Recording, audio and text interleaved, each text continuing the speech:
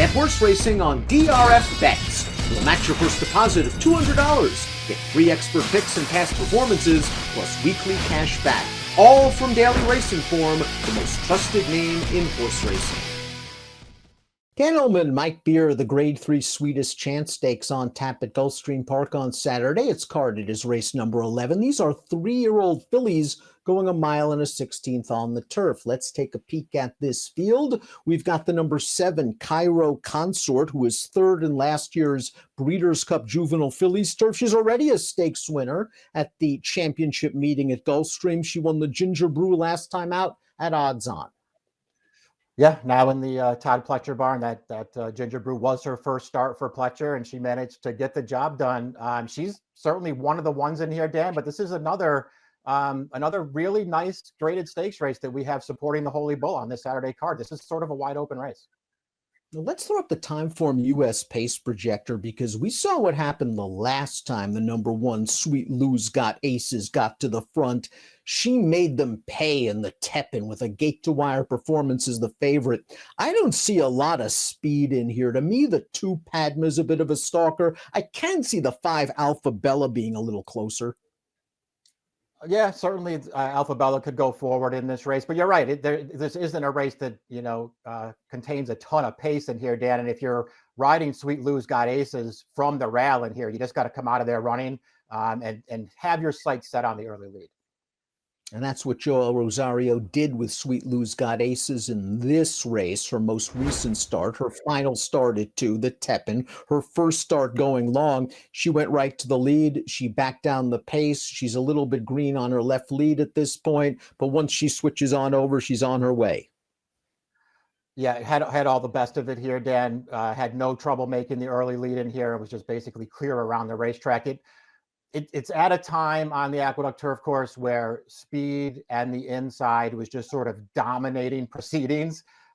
This horse, but won very clear at the end in a fast fare. And it's not like her other 3 turf races aren't good anyway. So it just feels like she has talent.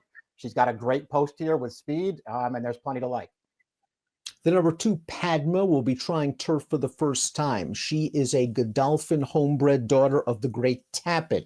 Now, there's a lot of dirt in this female family. The Dam was a stakes winner on the dirt, a black type earner on the dirt. Lots of dirt in this family. What do you make of the turf pedigree for Padma? Tappet, Medaglia d'Oro Cross. I think Coinage was an okay turf horse from that nick.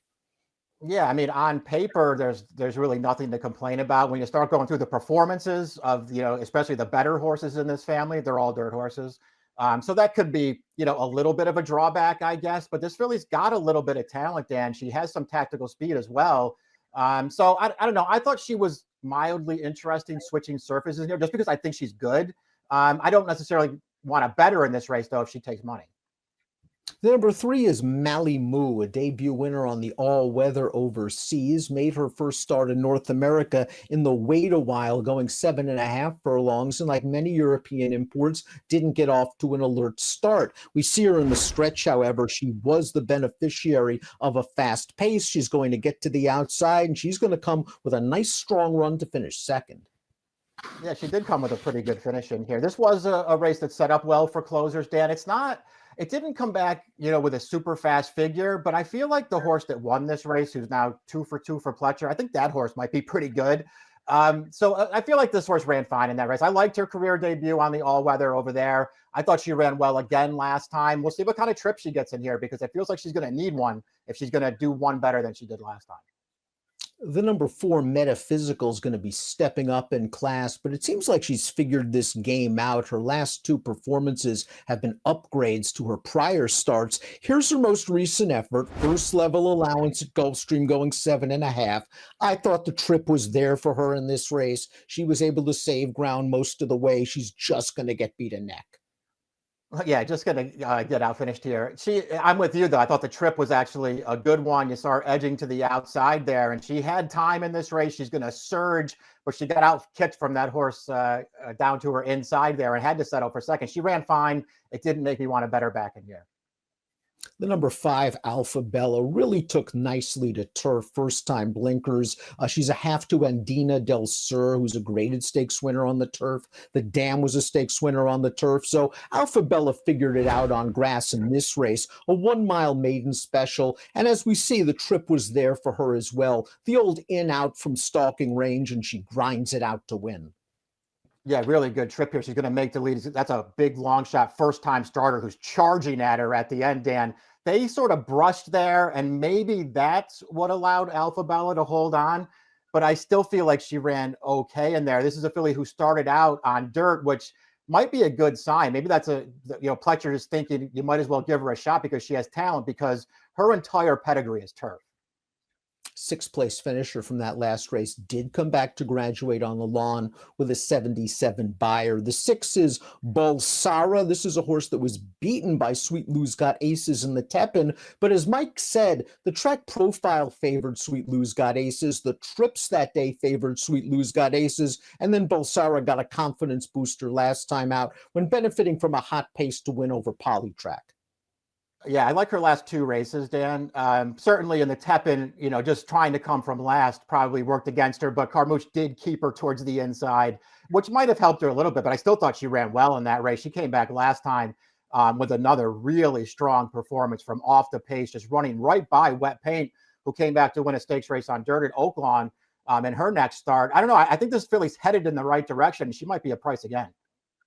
Cairo Consort was second in the Talma. She was third in the Breeders' Cup. She sold for over $870,000 at public auction, and she came back to win for her connections in the Ginger Brew. We'll watch that race right now. And Cairo Consort worked out a good trip in the second flight. She had to go 3 wide around the turn, maybe losing a little bit of ground. We'll see Stephanie's Charm come from the back of the pack. We'll talk a little bit about her in a second. Cairo Consort got the jump on her and holds her off. She's just a rock solid horse.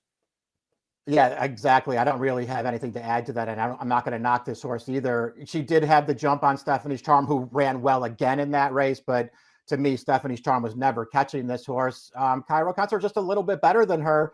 I didn't love her as a 2-year-old, Dan. Her Breeders' Cup was fine. Rosario gave her a great trip in that race, and she did her best with it. She wasn't the kind of horse I wanted at a short price in here, but she can win. Heavenly Sunday, the number 8, might be the one with perhaps the most upside in this field. She started twice. She's won twice. Here's her first start against winners at Keeneland back in late October. I thought Florent Giroux just made all the right moves in this race. She got to the inside down on the back stretch. She got back to the rail here in upper stretch. And then Heavenly Sunday did best. For a second-time starter, she was very professional. Yeah, very professional, and once again has a really strong finish in this race, Dan. She's just sort of ridden out at the end. And I also liked that up the backstretch in this race, Giroux briefly got caught behind horses, but he split them and managed to let this horse move forward once. Then she came to hand again, and then she made another run through the stretch. So I think she really is professional. And in both of her starts so far, certainly this is a tougher field, but she's come with big finishes through the stretch. She looks like she's pretty good. We saw Stephanie's Charm finish third behind Malimu, taking advantage of that hot pace in the wait a while. And I thought Jose Ortiz did everything right with her last time out. She doesn't have a lot of speed, so what did Jose do? He found the horse he's supposed to follow, Cairo Consort, and he just let that horse tug her into the race with perfect cover, got to the outside, and finished up okay. I would like to say that last time was the time to have her, but you know something? She's going to be a price again, isn't she? Yeah, she is going to be a price again. I think the one thing that you have to keep in mind about this filly and her last 2 races, I think, are both good. The races are only going to get tougher from here, Dan. And I feel like this race is tougher than the last one. So we'll see if she can keep it going. She's probably going to sit and make one run again, and we'll see if she can get there this time. So she's going to need some pace help, and it might not happen if nobody goes after Sweet Lou's Got Aces. We'll take a look at our top selections for this race. The Sweetest Chant, Heavenly Sunday, the finish has been the most impressive part of both of her races. She's shown tactical speed. She's got upside. One of the hottest barns in the world right now. Yeah, that's what I like about her more than anything else. That I just like the way she finishes her races after sitting relatively close to the pace. So we'll see what she does here. I want to wait and see what kind of price she is, because I don't think I'd be taking her at any kind of short price in here. But I think she's going to be pretty tough in this race. I like her. the two other horses for me were the 5 and the 6. I think they both have some upside. Stephanie's Charm, I think you're right. The races just get tougher from here on out for her, and maybe this is too tough a spot. But again, I think she's done some good work in her last couple of races. The price is there now. She just needs a little bit of pace. 8-6-5-7 for Mike, 9-1-7-8 for me. Really good betting race on Holy Bull Saturday. It's the Grade 3 Sweetest Chant. Best of luck.